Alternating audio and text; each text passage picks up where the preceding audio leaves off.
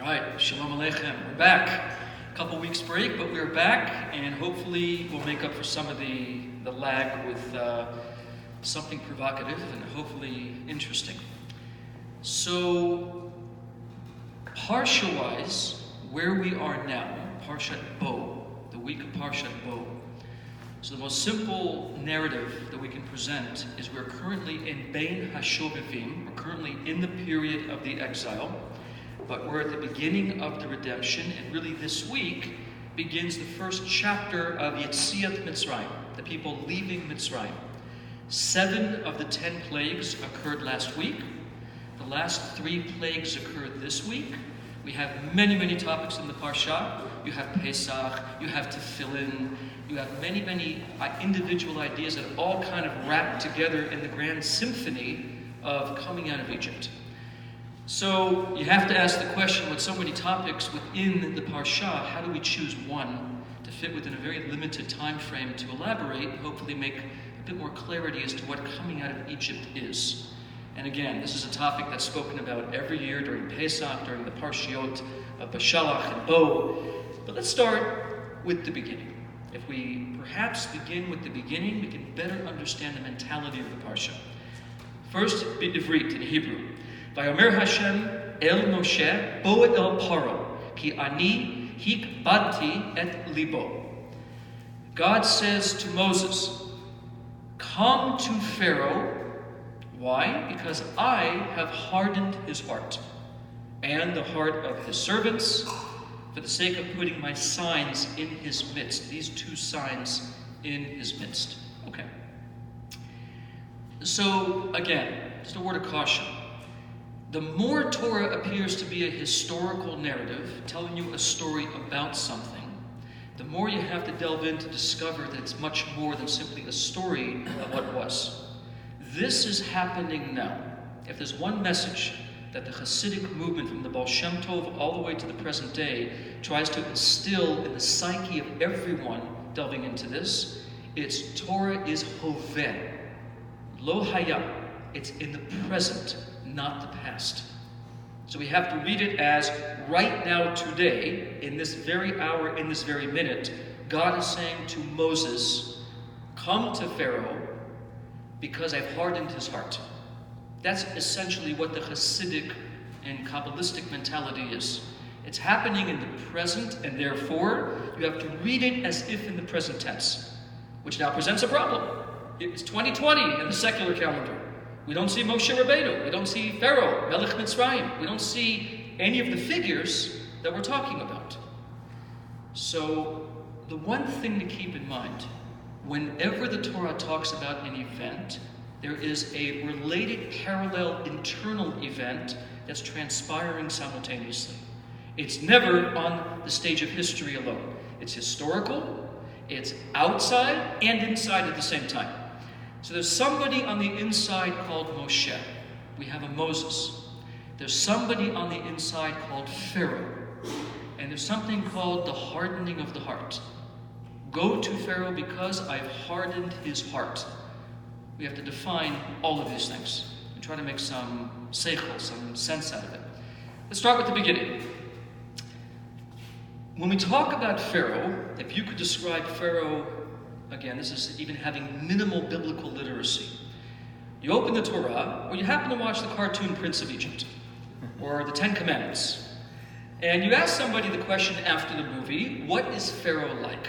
So how does one describe Paro, Melech Mitzrayim? What is Pharaoh like? Arrogant. Okay, he's arrogant. What else?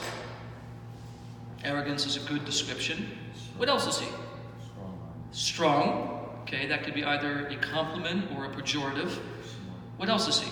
Like you would think he's godlike. Very godlike, very much like Nebuchadnezzar, right? He's a God complex, God mentality, as we're taught everywhere. What else? Is he stubborn? There's all these things. We can describe it very easily. He's arrogant, he's angry, he's strong, he has a God complex, he's stubborn. Okay, so Pharaoh we can define by certain terminologies that we can relate to the human condition. Humans can be angry, humans can be stubborn, humans can be obstinate. You pick your description of Pharaoh, you can relate it to your own reality. at certain times and moments of your life. Now what about Moshe Rabbeinu? Who is Moses? Let's define who Moses is by giving descriptive terms. Who is he? Leader. A leader, okay, so on that level we can call him parallel to Pharaoh. He's a king like Pharaoh, like the sages say. He was a king over 3 nations. 40 years in Egypt, 40 years in Ethiopia, 40 years king of Israel. He ruled over 3 nations. So therefore, he's a king. Pharaoh's a king. According to the Chazal, where did Pharaoh go after the splitting of the sea? He became the king in the days of Yonah. So in the town of Nineveh, the reason why the king was so quick to respond to Yonah saying to him, by the way, you have literally 40 days, and at that point, kaput. The city will be destroyed. And he right away tells his servants, put on sackcloth, start fasting, even the animals. Why did he respond that way? He was Pharaoh. So Pharaoh also is a king of multiple nations. But beyond kingship, what else is Moses? He's humble. Humble. The humblest of all the men of the families of the earth. What else is he? He's humble. Patient. He's patient. Very patient. Extraordinarily patient. And of course, all the leaders of the generations who are Moses-like in their quality also have a patience for the flock. What else? A lot of compassion. Right? He's even called in the Zohar the faithful shepherd. There's a whole section. If you go through the Zohar Kadosh itself, there's a book inside called Faithful Shepherd. And according to our tradition, it was written by Moshe Rabbeinu. It's his book. It's the additional books of Moshe Rabbeinu in the Zohar itself. His own sayings and teachings. All right, so we have Pharaoh Melech Mitzrayim is a leader, but he's an arrogant one. Moshe Rabbeinu is a leader, but he's a humble one. And we're getting now a bit of a difference. So what if I told you that the entire first line, consisting of the words, God said to Moses, come to Pharaoh, because I have hardened his heart, and the heart of his servants, is exactly the entire mission of the Jewish people, both in the beginning and to bring Moshiach. It's all right here, in just a few words, all of it. Let's try to understand why. Let's go back to the beginning. Gan Eden, the Garden of Eden. Adam and Eve, Adam and Chava, are created. They're called the formation of the palms of a Kodesh Baruch Hu. They are the creation of God's hands. According to our tradition, their initial manifestation was so brilliant that the angels came and bowed down to them, believing them to be divine, until Adam rebuked them and said, we are not gods. That is God. That was the true luminosity, the beauty of who they were. And then something happens. There's a snake, there's a tree, there's a betrayal, there's a breaking of a mitzvah, and then suddenly everything changes. What changed before the sin to after the sin? We have to start where it really matters. Go way back to the beginning, where we had the initial creation of mankind. There was initial creation, and then there was fallen creation, and the work to get back. What was the intention of initial creation? What was the mission? What was he meant to do in that original form? Guard the garden, work the garden, keep the garden, right? It's very specific. But the Hasidic masters delve deeper into the psychology of the difference between before the sin to after the sin. Before the sin, what was the quality of Adam and Chava? Who were they? So one of the great followers of the Baal Shem Tov, called the Be'er Mayim Chaim, Rabbi Chaim of Chernovich, in his famous commentary, he says, all you need to read to understand the difference is after the sin, it gives the following comment. Their eyes were opened. Their eyes opened for the first time. And how does he explain the opening of the eyes? He says, it's stated in the plural. Their eyes opened. What happened? Here's what changed, says the Be'er Mayim Chaim. Prior to the sin, they were 2 different people, but they had a very common life mission. The philosophy of one was the other. The hashkafa of one was the other. If this was the mission, that was the mission too. Different person, different skill set, different aptitudes, but goal-oriented. 2 people, mutual passion, same mission. After the sin, their eyes were opened in two different directions. Now, two people, two different qualities, but the eyes were affixed in different directions. They were not of a common mindset. Something changed about commonality. Now the two couldn't be one.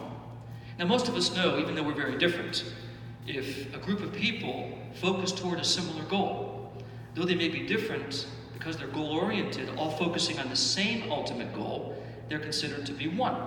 Hence, as an example in Chabad, they call it the Rebbe's army, because everyone there is oriented toward the same mission. Bring Moshiach, acts of kindness, more Torah, more Hasidus. It says one mission with all kinds of people. But what if you have 1,000 people, 10,000 people, 20,000 people, but they're all going different directions, and they forget the common goal? No matter how strong the corpus may be, the unity may be, if you're flying different directions, you lose your strength. You're not bound together. So after the sin, something happened where suddenly two people could not be oriented toward the same goal. They were no longer goal-oriented and focused mutually in the same direction. Why? That's the question. Why did it change? What happened? So let me read you what Eve, Chava, says when God says to her, "What have you done? What happened? I gave you a commandment, and you violated it. Why? What's the reason?" Here it is in Hebrew. Listen to this. It goes back and says, in Gan Eden, it says, Vayomer Hashem Elokim le'isha. So God said to the woman, Ma zot asit. What is this that you did? And the response, Vatomer ha'isha hanachash hasi'ani be'ochel. The snake did something called hasi'ani.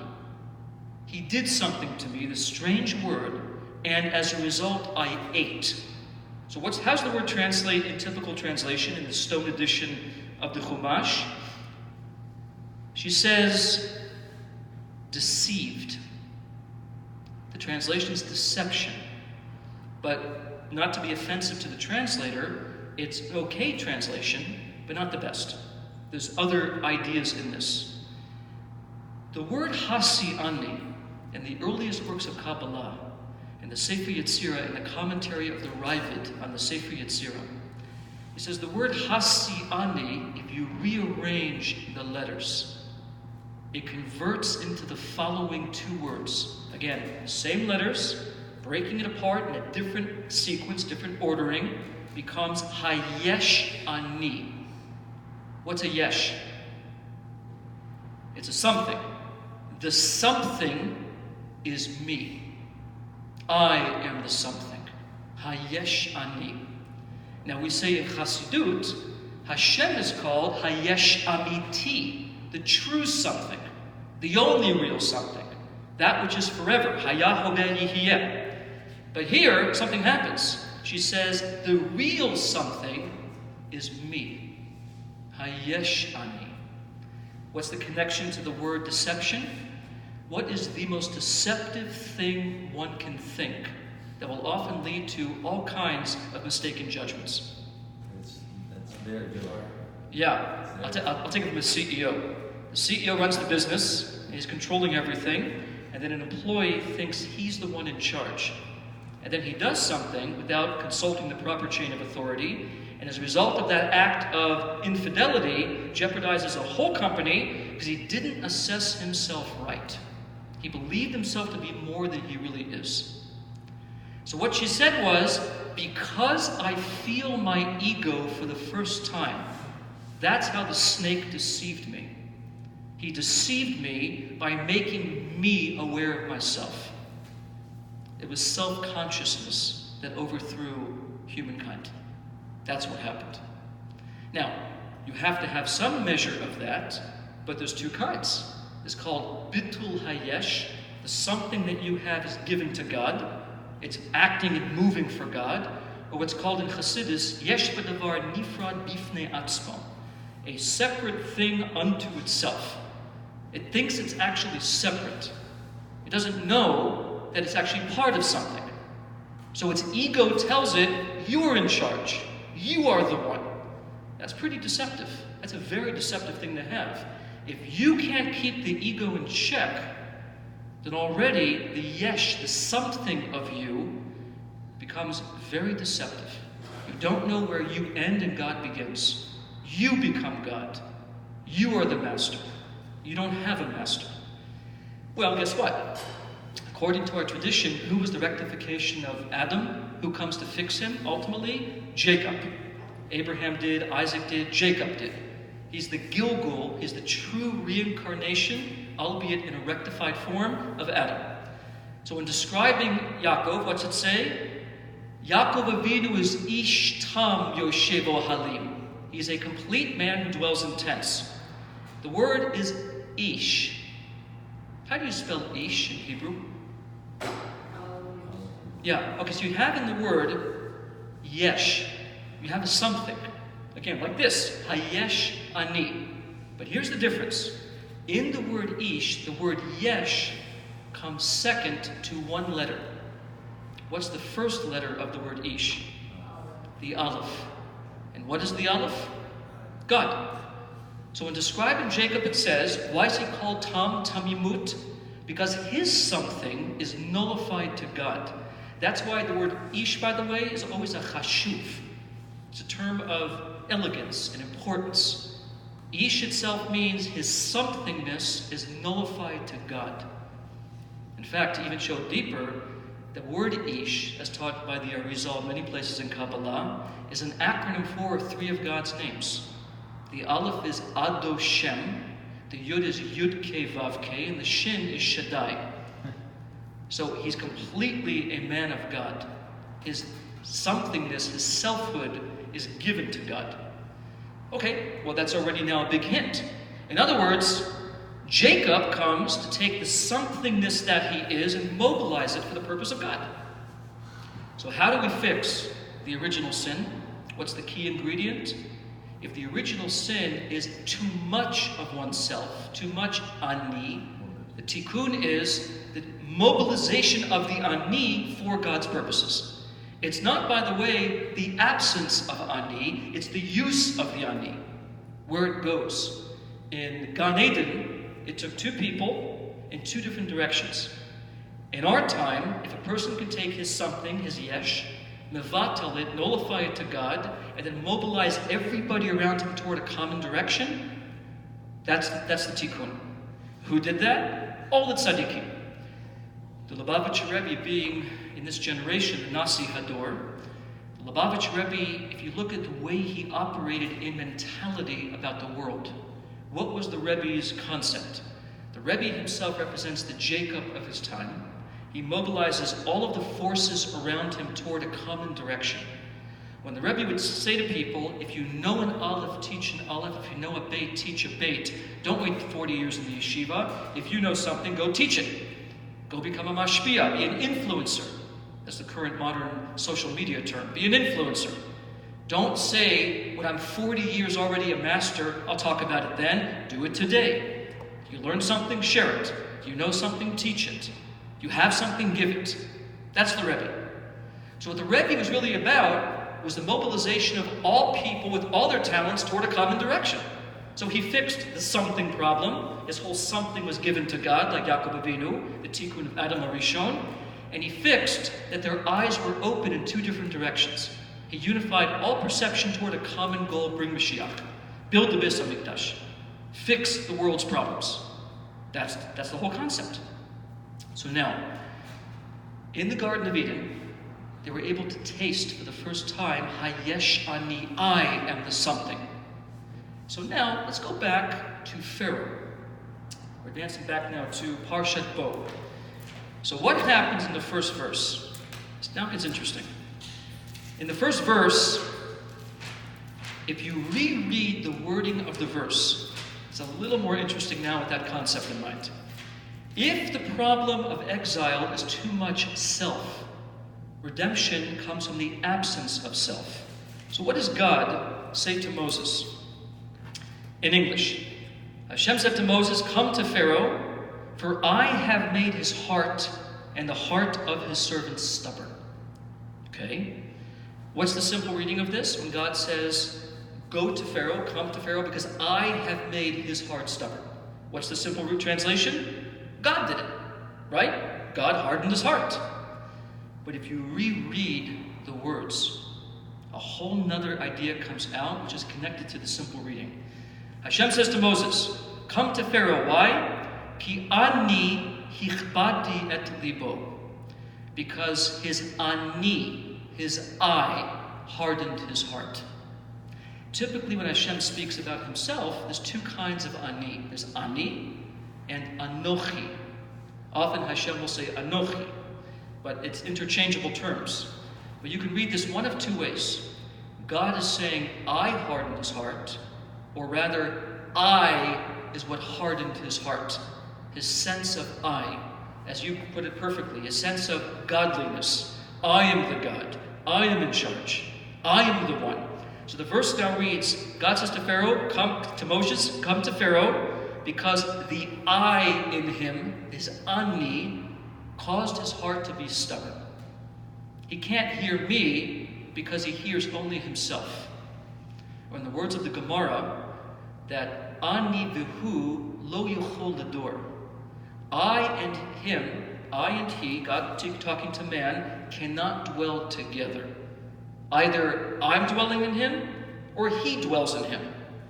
That depends upon him. If he gives himself to me, I'm dwelling there. If he's filled with himself, only he dwells there. And I cannot dwell there simultaneously. So now, we have the following. Pharaoh has an I problem. He has an ayesh ani problem. I am the something, it's me. This is why, according to the Medrash, and according to the Alter Rebbe in Parshat Bo and Parshat Ve'era, there's a big discussion there, that who is Pharaoh, according to the prophet Yecheskel? He's called the Tanin Hagadol, the great serpent, the great snake, who dwells in the river, who dwells in the Nile. The great snake. Why is he likened to a snake? Well, you can call him tricky, deceptive, but why the snake? Call him like Esau. Call him like somebody else. Nimrod. Why the snake? Because it was the snake that caused Chava, as she herself explained. The snake made me say, Hayesh Ani. He introduced preponderance of self. He introduced egotism. And because of that, I can't see straight. I don't see it properly, where it goes. He's called the great snake, the Tanin Hagadol. And what happens when you're a great snake? You have an I problem. You cannot feel anything else but you. That's what you feel. In fact, this is why, according to the Arizal, Pharaoh and Moses represent two sides of a common coin. Moshe is called Da'at de Kedusha. He's holy Da'at. As you guys know, Chachma, Bina, Da'at. The good Da'at, Moses. The bad Da'at, Pharaoh. Question, what's the difference? What is Da'at as a faculty? So our sages tell us, Da'at is hargasha. It's experience of self. When a person, this is a big discussion by the Alter Rebbe and Tanya and Igeret HaKodesh, when Yaakov Avinu says, Katonti mikol chasidim, I'm little from all of your kindness as God and the truth that you have shown me. Explains the Alter Rebbe, if you're from holiness, the more you're given, the smaller you feel. You don't say, well, of course, I got it, it's me. Of course I should have that gift. When somebody shows you kindness or altruism or a gift, your immediate reflex response is, I'm not worthy. Even if you don't feel that yet, it's a good thing to say, thank you, it's fine, but you don't feel swollen from it. You don't become more arrogant as a result of other people's praise. Holy Da'at means like Moshe Rabbeinu, despite having all the power and all of the wisdom and all of the capability, the more you get, the smaller you feel. And that's actually why Moshe Rabbeinu said, when the people complained against him and his brother Aharon, he said, V'nachnu ma, what are we? What are we? We're nothing. We're not any existence. what are we? Pharaoh's the opposite. Bad da'at, da'at the klipa means the more he gets, the more he feels he deserves. Or to put it in the terms of Hasidus, he knows that he knows. Say, for example, a Moses character amasses great wisdom. A Moses character doesn't think when he feels the wisdom, wow, it's me. I'm doing this. It's my genius, my aptitude, my greatness. He says, I'm not worthy. He feels this intrinsically. Bad da'at is, hey, I'm very special. And I'm so special, in fact, I can feel that I'm special. And he grows and grows in that feeling. It doesn't lead to a place where he says, though I'm great in my abilities, why am I great? Because God gave it to me. Whereas the Midrash writes, who can possibly repay God? If one says, I've given tzedakah, good, who gave you the money? Ah, I worked hard. I got the money, good. Who gave you the ability to think about the business, to work hard to make the money? You can go back far enough to say, at the end of the day, it was never me. I used what I was given, but I can't take credit for me. It was given to me. Okay, so bad da'at Pharaoh is, the more he gets, the more he feels his own yesh. He feels it. That's why, as the Arizal teaches, king of Egypt, Melech Mitzrayim, is gematria da'at. The same value as da'at. He's the bad side of da'at. He's the klipa of da'at. Moshe Rabbeinu is called the pinimut of the midot of Zeranpin. He represents da'at of holiness. When he gets something, he says, v'nachnuma, I'm nothing. Because I feel it's God doing it, not me. It doesn't come from me. Okay, now, one more time. God says to Moses, come to Pharaoh because Ani, his sense of ego, has hardened his heart and the heart of his servants. Question. If Pharaoh is klipa, he represents all of the traits on the other side, da'at in particular. He feels himself, he knows that he knows. And Moshe Rabbeinu is the da'at of kedusha. If he's holiness, why does Hashem say to him, come to Pharaoh? Come here to Pharaoh? Why is that? Why tell him that? You should just say to him, listen, Moshe Rabbeinu, you're my prophet. Avoid that guy. He's the great snake in the river. He represents everything that you're against. Deal with the people. Avoid Pharaoh. Why is he saying, come to Pharaoh? What is that? So let's now take it one step further. If Pharaoh is da'at of klipa and Moshe is da'at of kedusha, how does that manifest in the human condition? To a human being, how do we experience what's called Pharaoh and what's called Moshe? They're antithetical. They're different things. How do we experience it? What is the Pharaoh in the human being? What is Paro? What is that? Yeah, and you can name it, there's whole books on this, but in the short concept, it is the ego. It is ego. But the Arizal teaches the letters of Pharaoh are the letters of Ha'oref, the back side of the neck. The back of the neck. Now, how are the people referred to collectively about their neck? They're an Am Kasher Oref, a stiff-necked people. Here's what Pharaoh is. Pharaoh, the Arizal teaches, grabs onto the neck, to use very, very beautiful, good imagery to imagine him. He grabs the neck from the back, and he squeezes. Now, once you squeeze a neck, what happens?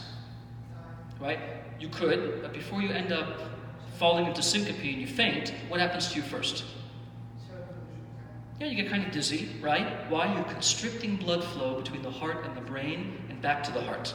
You're interrupting the movement of blood from the chest to the head if I constrict the neck. So we're taught in Kabbalah, Pharaoh's ability lies in the power to stop head and heart from connecting.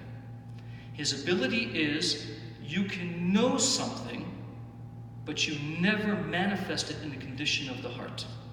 You can't get it there. It's stuck in your head. Says the Alter Rebbe in the book of Tanya, every day we're meant to recite coming out of Egypt. Remember Yetziat Mitzrayim. Why do we have to recall every single day coming out of Egypt? Because if Egypt, the word Egypt means constriction, Meitzar. Mitzrayim is Meitzar. We have to remember the king of Egypt every day grabs the neck again and tries to constrict what we know to be true to manifesting in the heart and the limbs of the body. That's what Pharaoh wants to do. He keeps the Jew in a state of compartmentalization. He knows one thing, but he feels and practices something foreign. We call it today hypocrisy. But in the world of psychology, it's compartmentalization. And it's very, very common. People, I'll give you an example. In the rehab world, which I'm very now familiar with, thank God. In the rehab world, that's a very common problem with smart people going through rehab. They've memorized the book. They know the 12 steps. They know it inside out, back to front, all the commentaries. They're smart. But they're addicted because they can't go from the brain into the heart. They have a Pharaoh problem. Their Pharaoh, Ha'oref, grabs the neck, constricts the neck, and now heart and brain cannot connect. So how do we fix it? What do?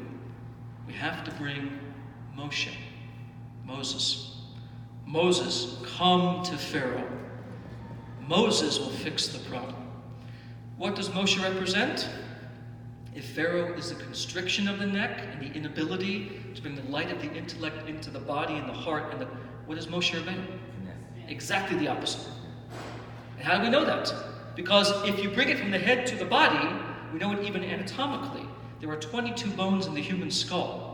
If you feel around your head, you won't feel 22 at all. You'll feel one bone here. It's basically, at this point, ossified. All of the grooves along the head have closed these areas. The closing of the fontanelles in the front, the bregma, all these areas feel like one giant bone. The ramus is a second bone, but you can't differentiate it. It feels like two bones. Everything up here, then this. But there's 22 bones in the skull. If you count the rest of the anatomy down to the feet, according to the sages, there are 248 bones. In the totality of the body, there are 365 sinews, which are called channels of blood and energy. By Rabbi Chaim Vital in chapter Aleph in Shari Kedusha. So basically, your totality is 613. 248 bones, 365 gedim. Now, if you're stuck in the head, as Pharaoh prefers it, then you're a head guy. You know the information, but you can't manifest it. Our objective has to be to bring it from the head through all of the body, so all 613 parts are oriented toward the same mission. So as our sages tell us, Moshe Rabbeinu, that's how we say Moshe Rabbeinu is Gematria 613. Represents all of the parts together in working order. Why is that? Because if Pharaoh constricts the neck, Moshe opens the neck. How does he do that? How does Moshe do that? Because it's a little bit more in the abstract, but it's definitely attainable. What yesod, what foundation does Moshe Rabbeinu come from? Earth, air, fire, or water? Which of the four foundations? Well, how do we know it's water? Who's in that basket? Yeah, and why is he called Moshe? What did Pharaoh's daughter even say about his name? Why is he called Moshe? Because from the water I drew him.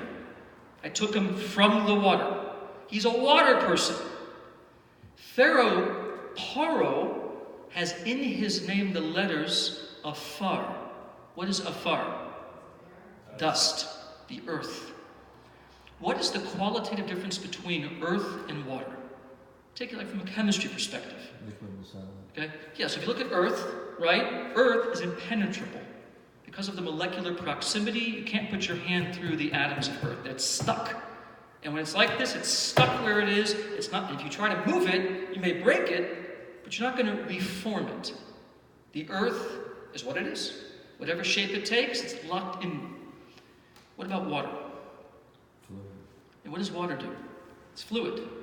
It moves around things. It gets around things. But you put water with earth, what does water do to the earth? Loosens it. If you drive up the 1, go up the coast. You go far enough towards Santa Barbara, up the 1, there's this incredible cliff where you see the effect of water washing up against the earth. The whole thing is hollowed out. So as water will make contact with earth, it softens the earth and can potentially reform it. Moshe Rabbeinu is the power of water. Why? Because water itself is bittul.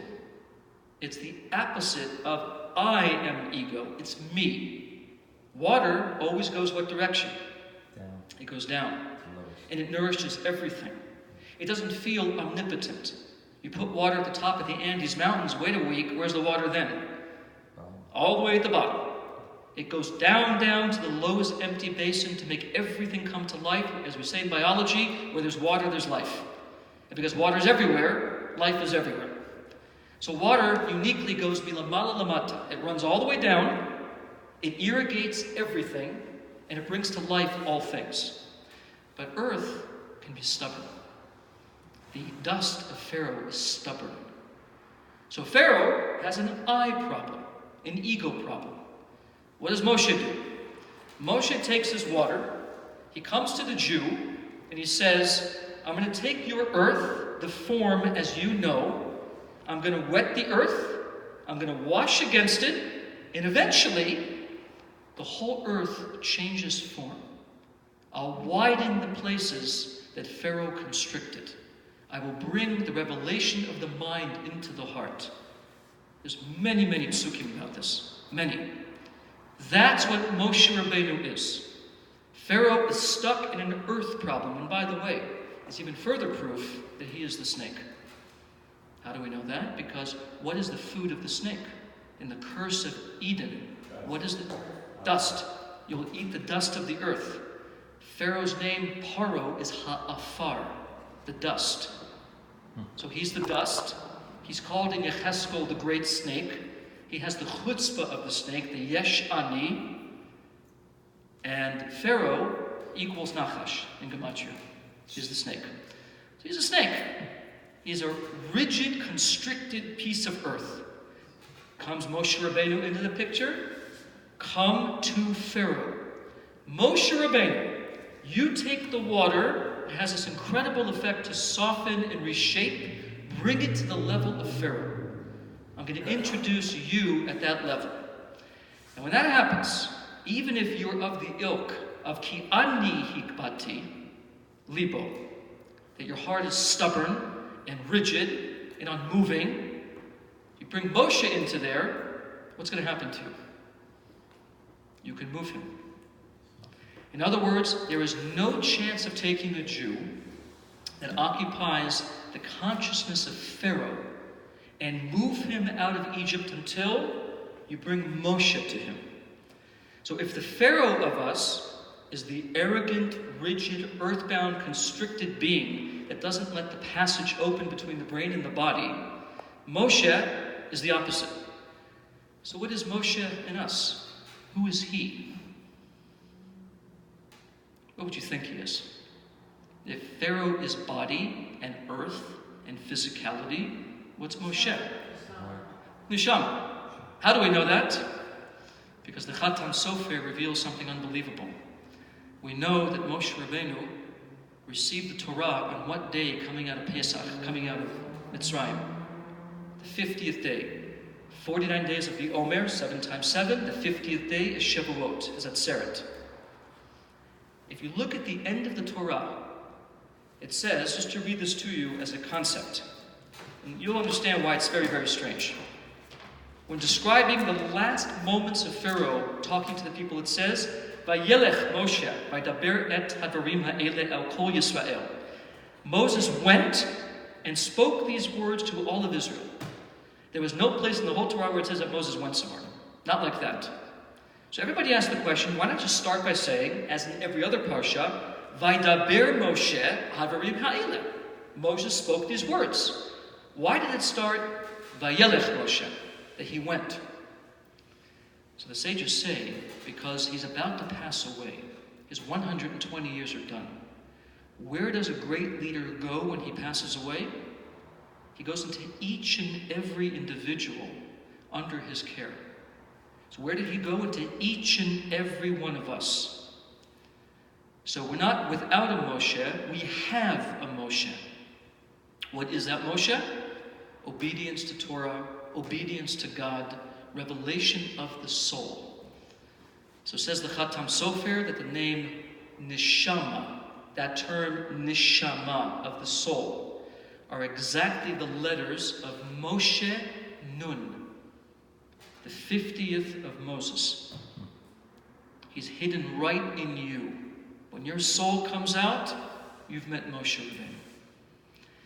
Says the Alter Rebbe in Perek Bet and Sefer Tanya, every person has a soul, every Jew possesses a soul, a chelek Eloka mima'al mamash, an actual part of God from above. The Moses part of a person is by definition the part of God in you, that spark that you're given, that's immutable, could never be conquered, and even in, God forbid, your worst fallen moments, can never, ever be extinguished. It can't happen. Just like Moshe Rabbeinu can never die. He goes into each and every one of us. The Nasi Hador is the best encapsulation of him, but we all possess a Moshe. We all have a neshama. How does a Jew begin to bring the water of Moshe to conquer the earth of Pharaoh? The Tanin HaGadol, the great snake, awaken his soul. Bring his soul to him. Show him a soul. If you can show him the soul, then that's it. You come out of Egypt. If you don't show him the soul, he will be stuck forever in the form he is in. He's stuck in Pharaoh. Because who's first, Pharaoh or Moses? Who came first in the Torah? Pharaoh. Remember, he was born in Egypt. 7th generation from Avraham Avinu. He was born in Mitzrayim. Pharaoh is first. So too, in our world, what's first? Body or soul? Here, body is first. You're first physically aware. Later on, after Bar Mitzvah, spiritually aware. So in this world, Pharaoh comes before Moshe. We have to bring the Moshe Rabbeinu out. And how do we do it? Moshe Rabbeinu, Gematria 613, teach him the 613 mitzvot. Teach him how to sanctify earth. How to bring the bittul of Moshe, of water, into the afar of the earth of the great snake and transform it. Now, if you look at this very carefully, what it's saying is something much bigger. Yes, there was an Egypt, and there was a Pharaoh, and there were Egyptians, and there were chariots. But deeper than that, we are still today in Egypt. How do we know that? Our sages tell us. As long as Moshiach has not come, you're in Egypt. Because the word Egypt means confinement, Meitzar, constriction, until Moshiach will come, you're constricted. We're still in Egypt. Not the historical Egypt, but the soul of what's called Mitzrayim. We're there. So now, how do we conquer it? We have to bring Moshe Bo El Paro. Bring him to Pharaoh. Awaken the soul. Transform somethingness into nothingness. Remold the earth. Make it adaptable to our spiritual mission. How do we do that? Remember, no matter who you meet, no matter how they appear to fight against you, no matter how resistant they may appear to the idea of Yiddishkeit and spiritual growth and development, never forget, everybody has a Pharaoh which predominates, and they have what else? They have a Moshe. It's a guarantee. There is no soul, there is no person that does not have a Moshe Rabbeinu in them. Da'at of Kedusha. The more stubborn they are, in fact, the more the Moshe in them is powerful. But you have to show them that power. You have to show it to them. So your job, if you ever assess a person, have to deal with someone you're trying to makarav, bring closer, and they fight you all the way. And they're stubborn, and they're annoying, and they're irritating. And you say to yourself, I don't want to deal with this person. Okay, but remember something. You're probably looking at the Pharaoh. You're probably looking that in this world, Paro predominates. Bring out the Moshe. Show them Moshe. Now, how do you show somebody who's resistant Moshe? How do you bring them out? What do you do to coax them to the surface? It's very simple. In this generation today, in a time when we have millenniums of exile currently working against us, the most powerful thing you can ever do to be like a Moshe Rabbeinu is to have faith in the faithless. He was called the faithful shepherd for a reason. Not the faithful follower of God, the faithful shepherd. He is a big believer in his people. After the golden calf, God makes the ultimate offer. I'll wipe out this nation. I'll build a new nation through you. That sounds perfect. Get rid of the trash. And let's focus on you and your holiness. We'll build a people out of Moses. They're all going to have da'at of Kedusha. New nation. You're the king. What do you think? What does Moshe say? To paraphrase, touch them, blot me out of your Torah. I'll be pshat. I want no part of it. If you harm one hair on one of their heads, I'm not going to be part of your Torah. According to the sages, Hashem never wanted to destroy the people. It was really a test for Moses to see how good the leader is. The leader should have Mesirat Nefesh for his people. Baba Sali, the great leader in Israel back in the 80s, a good friend of the Rebbe's, the great Kabbalist Baba Sali, it was known every midnight he would rise for Tikkun Chatzot. His servant used to come into the bedchamber around 4:30 in the morning before he would then transition into morning services. And he would find a bowl filled with water. Filled. Every night. And somebody finally asked, why is it so full? And they found out it was his tears. He would cry on the behalf of his fellow Jew, no matter how bad they appeared to be, or how sinful they were, or how resistant they were. He would cry for them, and how much tears? He would fill up a bowl. It sounds almost physically impossible, but it was witnessed by everybody, every night, every day, all the time. So a Moses has such faith in the nature of his people that the notion of them in any way being unable to fulfill the mission, or deemed inept or incapable, can't hear it. Won't even consider the possibility. So what that means for us practically is when you deal with people who are stubborn and have an issue with compliance and don't want to come along for the journey that you know is right, that's part of our historical mission, remember the Pharaoh has to be there first.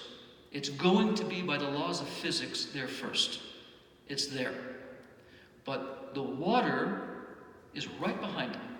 And if you can bring the water in, reveal his soul to him, how do you do it? Be like Moses. Be a faithful shepherd. Remember, Moshe had faith in his people even when they were the most obstinate, the most annoying, and downright sinful against the entire concept. And he still believed in them. Believe in them, and more than that, show them kindness. We'll end by saying, according to the Noam Elimelech, great tzaddik Noam Elimelech, it was known that he would say that before the coming of the Arizal, the main way you would serve God is the study of Torah. So would this have been pre-Ari? I'd be saying to you now to wake up the Moshe in somebody, reveal to them the Torah. Sit and learn Torah with them. The 5 books of Moshe Rabbeinu. That will awaken the Moshe in them. Says Noam Elimelech, but not now. After the coming of the Arizal, something transitioned. Now, the main way you do it is through Gemilut Chasadim, acts of kindness. That's how you get somebody closer. The academia, the practice will come later. Just be kind. Invite them, be kind, be cool. Right? Don't be judgmental, don't forget all that. Just be a nice person. If you're a nice person, and you believe in the person, and you emulate the qualities of Moshe Rabbeinu, you will call the Moshe in them to the surface. That will introduce to them the idea of the water, which will counteract the afar, the earth of the great snake, soften it, widen the neck, bring Galui Hamochin B'midot, bring the light of the mind into the heart, and reshape the person. And this is why the words here, come to Pharaoh. Right? Moshe, you have to come to Pharaoh to fix this problem. Come to the Pharaoh in the person. Come to him, and you'll fix the problem. Once a Jew can bring his Moshe Rabbeinu to his Pharaoh, can take the part of him that's the Yesh Ani, as Chava said, Hasiani, and contradict it with the introduction of Moshe Rabbeinu, the Bittul of the soul, Galui HaNeshama. If we add together, our final hint for the night, if we add together Moshe plus Paro, Moshe plus Paro equals exactly 400. 400. What is 400? It's the value of Eliyahu Hanavi Zachor Latov, Elijah the prophet of blessed memory. Eliyahu, and who is that? The forerunner of the Moshiach. Galui Eliyahu means Moshiach is next. So once we can bring this to that, we can help somebody cross that chasm between the two sides, converting Da'at of Klippa, he knows that he knows, into Da'at of Kedusha. He feels less and less of himself and is more a vehicle for godly purposes. We bring Elijah the prophet in him. He becomes Moshiach in his own right, in his own way. When we've all done that, then the Moshiach Klali, the true Moshiach, comes, which we know is a Nefesh Klali himself. He's a collective soul. To bring the Moshiach, you have to become Moshiach. To bring the leader, you have to become the leader. That's a truth in Hasidus from day one. If you can't become Moshiach in your way, you can't bring Moshiach in your way. And if you represent one limb of the Mashiach's body, one dimension or aspect of him, and you don't become it yourself, but you're saying every day, bring Moshiach. Well, you're verbalizing it, yes, it's good, but you have to become it. To do that, bring Moshe to Pharaoh. Moshe Bo Leparo. That's the key. Once we have that, we also understand why this Parsha is called Parshat Bo, which means come in. As the Tosafot say in Masechet Pesachim, the term Bo implies gathering in. Like it says in the Gemara in Brachot, Uva Hashemish v'taher. Uva Hashemish means when the sun sets, when it's gathered to the west. Gathering in. Why the word Bo? Because Bo itself, this verse can be read, Bo el Paro. Bring the letters Bo to the letters of Paro. Bo el Paro. Bring Bo to Paro. As said by the Khatam Sofer and many other places. Paro plus Bo equals Mashiach. So we have Elijah the prophet, when Moshe and Paro come together, and we have Bo Paro equals Mashiach. All to say the same thing. All you need to do your part is make sure the Paro in you gets to know really well the Moshe in you. Because remember something, the Paro in you does not end, according to our tradition, with Paro remaining obstinate. Remember what he becomes. He eventually comes to recognize God. He understands God.